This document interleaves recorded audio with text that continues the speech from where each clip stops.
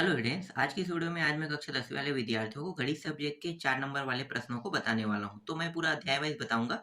आप लोग अध्यायों के हिसाब से पढ़ लेना, ठीक है। तो चलो, सबसे पहले 4 नंबर के प्रश्न में हम लोग अध्याय 6 को देखेंगे। तो अध्याय 6 में दिया हुआ है निर्देशांक ज्यामिति दिया हुआ है। तो निर्देशांक ज्यामिति वाले अध्याय में कौन कौन से प्रश्न आपको पढ़ने हैं वो मैं बता देता हूँ। एक तो ये वाला प्रश्न है, ठीक है। उस सरल रेखा का समीकरण ज्ञात कीजिए जिसकी प्रवणता 5/3 है तथा रेखा बिंदु 3 जीरो से होकर जाती है, ठीक है। और दूसरा ये है, उस सरल रेखा का समीकरण ज्ञात कीजिए जिसकी प्रवणता 10/3 तथा रेखा बिंदु 0,5 से होकर जाती है। ये दूसरा प्रश्न हो गया। इसके बाद ये वाला प्रश्न, एक सरल रेखा बिंदु 7,10 से गुजरती है जिसकी ढाल 5/6 है, ठीक है। ढाल और प्रवणता एक है, मैंने शुरू में भी बताया था आप लोगों को। और इसके अंदर देखो ये टॉपिक दिया हुआ है ना, इस रेखा पर उस बिंदु के x निर्देशांक ज्ञात कीजिए जिसका y निर्देशांक 15 है। इसके बाद ये वाला प्रश्न, उस सरल रेखा का समीकरण ज्ञात कीजिए जिसकी प्रवणता 7/3 है तथा रेखा बिंदु 6 जीरो से होकर जाती है। ये भी है, ठीक है। ये सभी मोस्ट इंपॉर्टेंट है। देखो, अभी मैंने मोस्ट इंपॉर्टेंट नहीं लिखा है ना। इंपॉर्टेंट और मोस्ट इंपॉर्टेंट में बहुत अंतर है। मोस्ट इंपॉर्टेंट जिसके चांसेस आने वाला है, मैं यहाँ पे मोस्ट इंपॉर्टेंट लगा देता हूँ, ठीक है। यहाँ पे मोस्ट इंपॉर्टेंट का टैग, ये मोस्ट इंपॉर्टेंट है।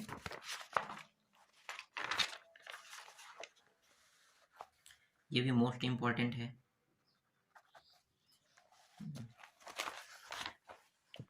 ये वाला भी मोस्ट इंपॉर्टेंट है। ये भी मोस्ट इंपॉर्टेंट है, ठीक है। मोस्ट इंपॉर्टेंट में ये भी है। यदि पी ए बराबर पी बी हो तो तथा बिंदु ए बी के निर्देशांक क्रमशः 2 जीरो -2 4 से 2 4 हो, पी वाई अक्ष पर स्थित हो, तब पी का निर्देशांक ज्ञात कीजिए, है ना। तो ये भी मोस्ट आईएमपी प्रश्नों में से एक है।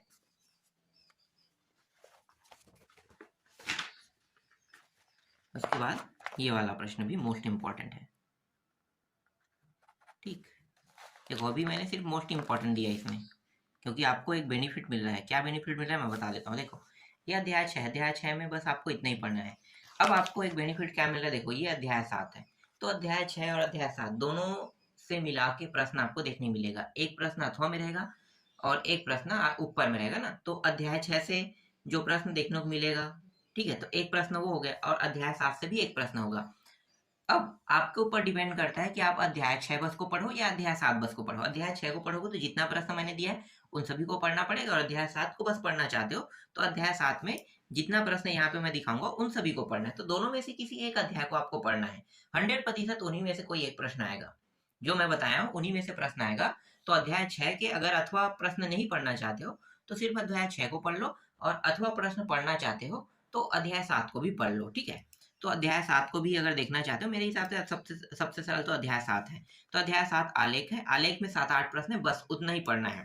देखो ये है, ये मोस्ट इंपॉर्टेंट प्रश्न है, ये मोस्ट इंपॉर्टेंट प्रश्न है। मेरे हिसाब से 5 प्रश्न इसमें एकदम इंपॉर्टेंट है। ये दूसरा प्रश्न, ठीक है, ये भी मोस्ट इंपॉर्टेंट है। परीक्षा बोध परीक्षा सार में ये प्रश्न मिल जाएगा। ये भी मोस्ट इंपॉर्टेंट है, ठीक है। ये मोस्ट इंपॉर्टेंट तीसरा भी हो गया। चौथा, ये भी मोस्ट इंपॉर्टेंट है,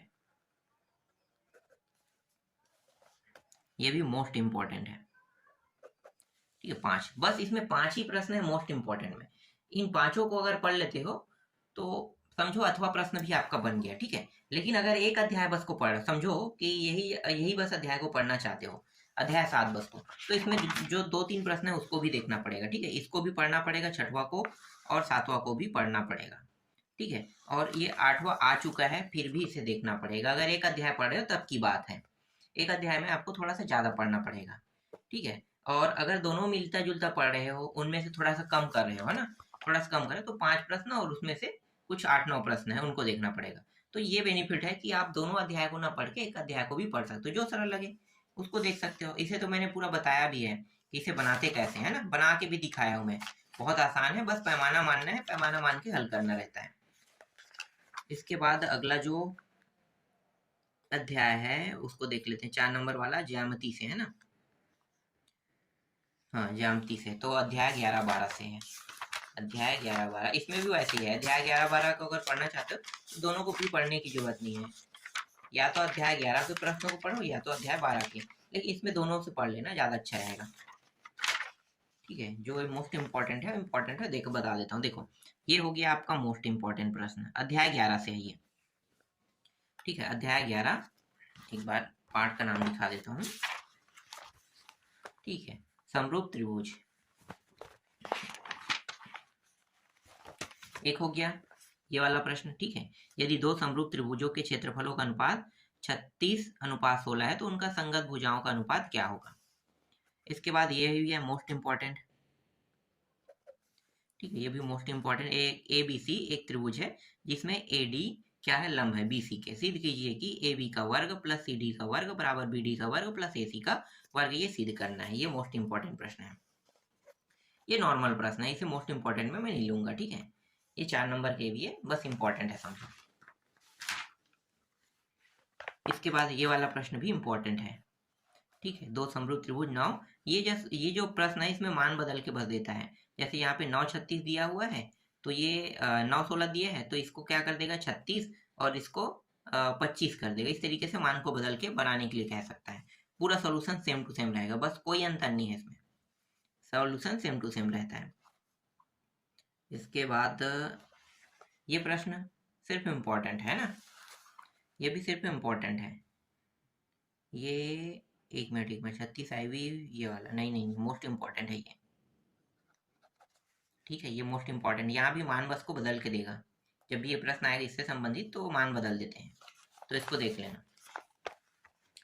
ये वाला प्रश्न देखो, 8वां, एक त्रिभुज ABC जिसमें कोण C समकोण है, भुजाओं CA CB पर क्रमशः बिंदु D और E स्थित है, सिद्ध कीजिए। ठीक है, तो सिद्ध करना है। ठीक है, तो ये प्रश्न हो गया, ये भी सिर्फ इम्पोर्टेंट में दे रहा हूँ। और अगर ये अध्याय तुम्हें समझ में ना आए, ठीक है, तो आपको करना क्या है, मैंने जितने भी मोस्ट इम्पॉर्टेंट प्रश्न है ना, मोस्ट इम्पॉर्टेंट प्रश्न जो जो इम्पोर्टेंट है उनका पहले ही लाइव क्लास का सेशन ले लिया हूँ। तो लाइव क्लासेस के सेशन में जाना और उन सारे प्रश्नों को देख लेना, समझ में ना आए तब ये सारे प्रश्न आपको समझ में आ जाएगा। उसके बाद कैसे बनना है, कैसे बना है, ठीक है, लाइव वीडियो में है वो, जितने भी वीडियो हो वो। ठीक है, ये हो गया, ये इम्पोर्टेंट है ये प्रश्न। ये जो मान है इसको बदल बस के पूछा जाता है ना, तो ये भी इम्पोर्टेंट है, ये भी इम्पोर्टेंट है। दोनों में से सिर्फ एक अध्याय को इसमें भी देखने वाली बात है, सारे अध्याय को देखने की जरूरत नहीं है, ये मोस्ट इम्पोर्टेंट में है। ठीक है, ये मोस्ट इम्पोर्टेंट प्रश्न है, ये भी मोस्ट इम्पोर्टेंट है। ठीक है, ये भी मोस्ट इम्पोर्टेंट प्रश्नों में से एक है। ये इम्पोर्टेंट प्रश्न है और ये मोस्ट इम्पोर्टेंट प्रश्नों में से एक था, तो ये इम्पोर्टेंट में रखो। समकोण त्रिभुज कर्ण वाला शेष भुजाओं के वर्गों के योग के बराबर होता है। ठीक है, ये इम्पोर्टेंट हो गया और ये प्रश्न मोस्ट इम्पोर्टेंट है। ठीक है, मोस्ट इम्पोर्टेंट है। मोस्ट इम्पोर्टेंट में से ज़्यादातर प्रश्न उठाएंगे, लेकिन मैं जानबूझ के आप लोगों को इम्पोर्टेंट भी दे रहा हूँ, क्योंकि अगर आप एक अध्याय को छोड़ना चाहते हो, जैसे कि अध्याय 11 के प्रश्न को बना रहे हो और अध्याय 12 छोड़ने के मूड में हो, तो आप अपने हिसाब से अध्याय 12 को छोड़ सकते हो। ठीक है, ये प्रश्न भी इम्पोर्टेंट है। तो अध्याय 11 अगर पढ़ते हो तो इन सभी प्रश्नों को पढ़ना है, और जैसे अध्याय 12 के भी प्रश्नों को देखना है तो मोस्ट इम्पोर्टेंट को पढ़ सकते हो। ठीक है, इसके बाद वृत्त एवं विषुवत रेखाएं देख लो।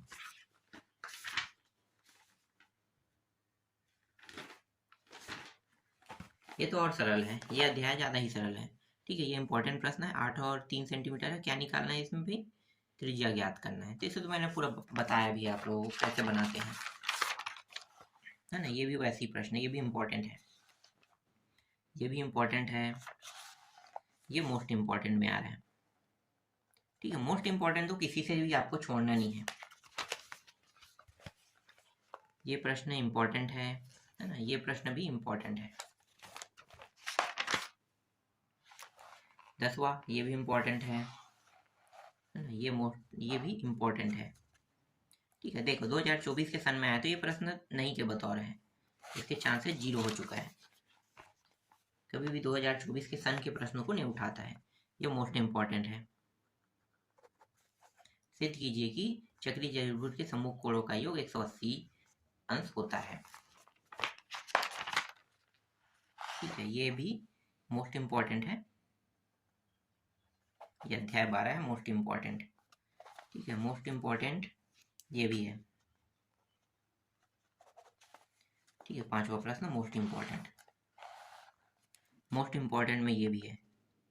देखो, ये प्रश्न इस साल के चांसेस है, 100% चांस वाला प्रश्न है, इसे अच्छे से तैयार कर लेना। ठीक है, ये प्रश्न देखो मोस्ट इम्पॉर्टेंट कह रहे हो तो ये मोस्ट मोस्ट मोस्ट मोस्ट जितना भी लगा लो, ये शब्द इसके साथ लग जाएगा, ये most most most most important वाला प्रश्न है। तो ये प्रश्न मेरे हिसाब से इस साल आपको देखने को मिलेगा, इसलिए इसे अच्छे से तैयार रखें। फिर ये सिर्फ इम्पोर्टेंट प्रश्न है, ये प्रश्न ये भी मोस्ट इम्पॉर्टेंट है।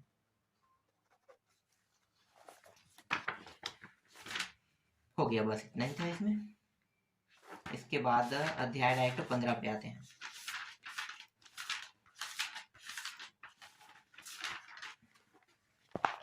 ठीक है, ठोस आकृतियों का पृष्ठीय क्षेत्रफल एवं आयतन, इससे कौन कौन से प्रश्न आपको देखने हैं मैं बता देता हूँ। देखो, एक तो ये प्रश्न है जो मोस्ट इम्पॉर्टेंट है। ठीक है, मोस्ट इम्पॉर्टेंट में 1 हो गया, मोस्ट इम्पॉर्टेंट में 2 हो गया। ठीक है, मतलब ये 8वां और 9वां प्रश्न।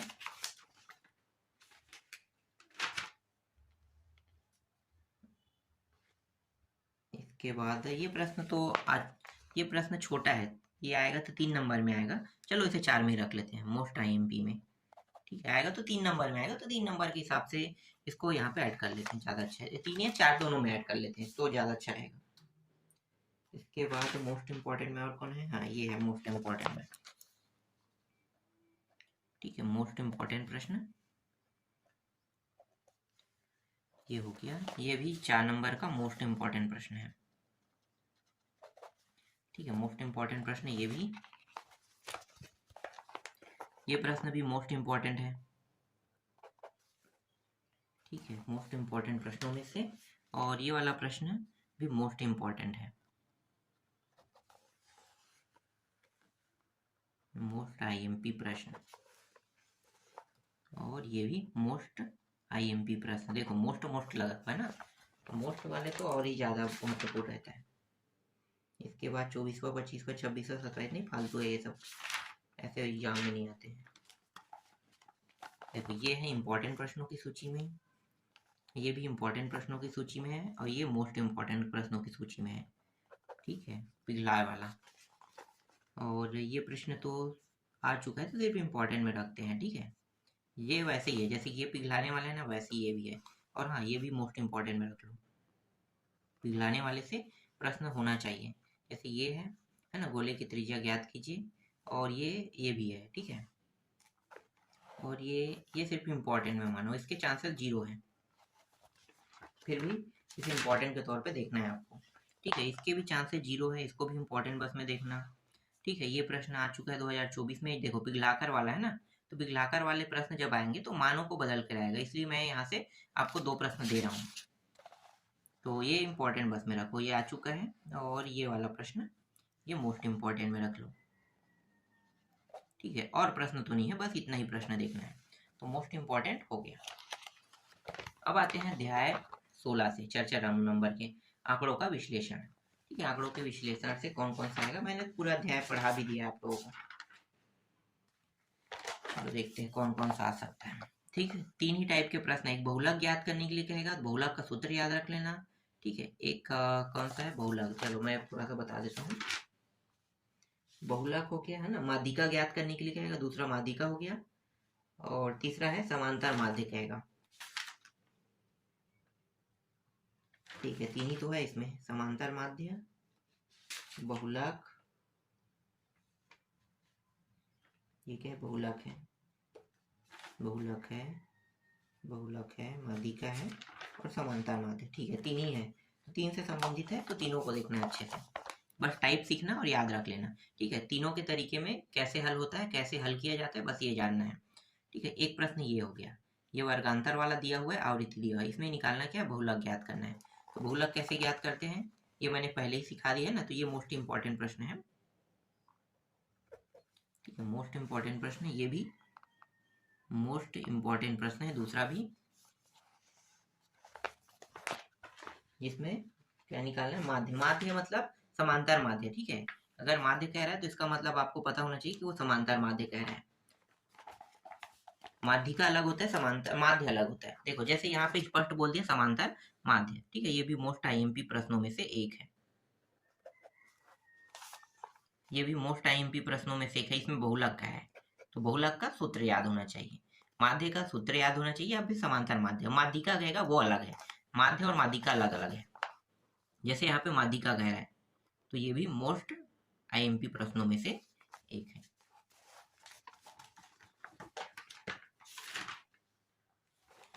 ये वाला भी मोस्ट इंपॉर्टेंट प्रश्न है। ठीक है, मोस्ट इंपॉर्टेंट प्रश्न है।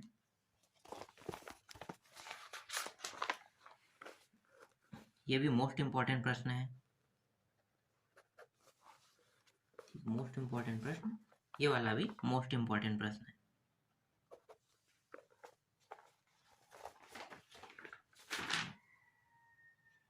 और कौन सा है यहाँ पे, तो अच्छा खासा है मोस्ट इंपॉर्टेंट में, बहुत सारे प्रश्न हैं। अपने हिसाब से देख के तुम लोग 2-3 प्रश्नों को पढ़ लेना। ठीक है, मोस्ट इंपॉर्टेंट मैं बता रहा हूँ, लेकिन याद रखना कि एक प्रश्न तुम लोग माध्यिका से पढ़ना। ठीक है, एक प्रश्न बहुलक से पढ़ना। सिर्फ 3 प्रश्न पढ़ना है तुम्हें, कोई भी उठा लो, एक माध्यिका से, एक बहुलक से और एक समांतर माध्य से। बस 3 प्रश्न यहाँ पे मैं दे रहा हूँ ना, तो तुम्हें सभी प्रश्नों को पढ़ने की जरूरत नहीं है, सिर्फ 3 प्रश्न पढ़ना है। ठीक है, हालांकि ये सारे प्रश्न इन्हीं में से उठाएगा, लेकिन 3 प्रश्न कंपलसरी बस सीखने के लिए पढ़ सकते हो। 3 प्रश्न से तुम बाकी पूरे प्रश्नों को बना सकते हो। ठीक, कैसे बनाया जाता है बस वही देखना है तुम्हें। ये सिर्फ इम्पोर्टेंट, इसको छोड़ दो, ये आ चुका है 2024 में, है ना। 8वां पार्ट, 9वां भी छोड़ दो, 10वां भी छोड़ दो, सीधा 11वां में आते हैं। ठीक है, ये सब मोस्ट इंपॉर्टेंट है। मोस्ट इंपॉर्टेंट प्रश्न 12वां छोड़ दो, सीधा 13वां में आ जाओ, मोस्ट इंपॉर्टेंट। मैं तो आपको सजेस्ट करूंगा कि 3 ही प्रश्नों को पढ़ना। ठीक है, ये हो गया। और एक प्रश्न यहाँ पे मोस्ट इंपॉर्टेंट में। कितने प्रश्न हो गए, एक मैंने दे दिया है ना, ये हो गया 1 2 3 4 5 6 7 8 9 10, बहुत सारे दे दिए क्या, 11 12 दे रहा हूँ ना, 12 प्रश्न है। तो 12 प्रश्न में तुम्हें सिर्फ 3 प्रश्नों को पढ़ना है। सिर्फ कितने प्रश्नों को, 3 प्रश्नों को। और मैंने बता दिया कैसे कैसे पढ़ना है ना। जैसे कि अध्याय और 6 और 7 है, तो अध्याय और 6 और 7 में आप क्या करोगे भाई, 7 को देख लो या 6 को देख लो, जितना प्रश्न बताया गया। हालांकि तुम लोगों को दोनों प्रश्नों को देखना है। अथवा वाले में क्या होता है, कई बार एक अथवा को हटा देता है, नया डाल देगा, और एक तो रहेगा जो बताए उनमें से, तो इसलिए। और हाँ, 7 में मैं फिक्स हूँ कि 7 वाले अगर अध्याय को देखते हो तो 7 में से एक प्रश्न 100% आने वाला है। 7 का, 6 का थोड़ा सा डाउट रहता है, तो 7 का जो बता रहा हूँ उनमें से आएगा। तो अगर तुम 6वां अध्याय को छोड़ना चाहते हो तो छोड़ सकते हो, 7वां से फिक्स है। इसी तरीके से आपका कौन सा अध्याय है, उसके बाद 11-12 है ना, तो 11-12 है, तो 11-12 में जितने भी मोस्ट इंपॉर्टेंट उनको देख सकते हो। हालांकि मैं दिया हूँ सभी प्रश्नों को देखना है तुम्हें, लेकिन मोस्ट दोनों में से पढ़ सकते हो। और 15 अध्याय में से तो सभी को पढ़ना है, क्योंकि वो अकेला है, 4 नंबर का वहां से आएगा। और यहाँ से सिर्फ 3 प्रश्न पढ़ना है, मतलब 16 अध्याय से, 15 के बाद 16 अध्याय। 16 अध्याय से एक समांतर माध्य के प्रश्न को देख लो, कैसे बनाया जाता है समांतर माध्य वाला, पूरा एक ही फॉर्मेट और एक ही फार्मूला में बनाना है ना। उसके बाद दूसरा क्या है, बहुलक देख लो, बहुलक का सूत्र उत्तर सब चीज याद रख लो, और माध्यिका का सूत्र और कैसे हल किया जाता है इसको याद रख लो। उसके बाद इससे तीनों से कोई भी प्रश्न आएगा आपसे बन जाएगा, और जो दिया हूँ इन्हीं में से आएगा, है ना। अगर तुम पूरा बनाना चाहते हो 12 के 12 प्रश्नों को, तो 12 के 12 प्रश्न को एक बार पलट के देख लेना, तो इन्हीं से ही पूरा प्रश्न आपको देखने को मिलेगा। तो इस तरीके से 4 नंबर के भी पूरा प्रश्न मैंने बता दिया।